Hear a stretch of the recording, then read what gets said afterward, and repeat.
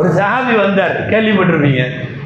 அழகா சொன்னார், ஆனால் அசிலுகும் யக்தஊனனி, எல்லாம் எனக்கு ஒரு யாரும் சொல்லலாம், எனக்கு சொந்தக்காரங்க இருக்காங்க, நான் அவங்கள வந்து போய் சேர்ந்து வாழணும்னு நினைக்கிறேன், அவங்க என்னை வேணுமென்று வெட்டி விடுறாங்க.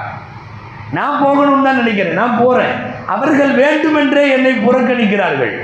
ரசூலுல்லாஹ் சொன்னாங்க, நீ அதை செஞ்சுக்கிட்டே இரு, நீ போயிட்டே இரு, அவங்க வெட்டி விட்டாலும் அன்னமா தசிப்புகுமுல் மண், அவங்க முகத்தில் சாம்பலை பூசிட்ட நீ அப்படின்னு சொன்னாங்க ஸல்லல்லாஹு அலைஹி வஸல்லம்.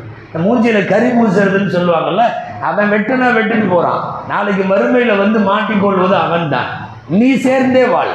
அவர்கள் உன்னை துண்டித்து விடுகிறார்கள் என்பதற்காக நீ அவர்களை துண்டிக்க வேண்டாம். இந்த ஹதீஸ் ஒன்று போதும். நாம் சில சொந்தங்களை அவங்க வரணும்னு தேவையில்லை, அவங்க பேசணும்னு தேவையில்லை, அவங்க எனக்கு சொந்தம், நான் போவேன்.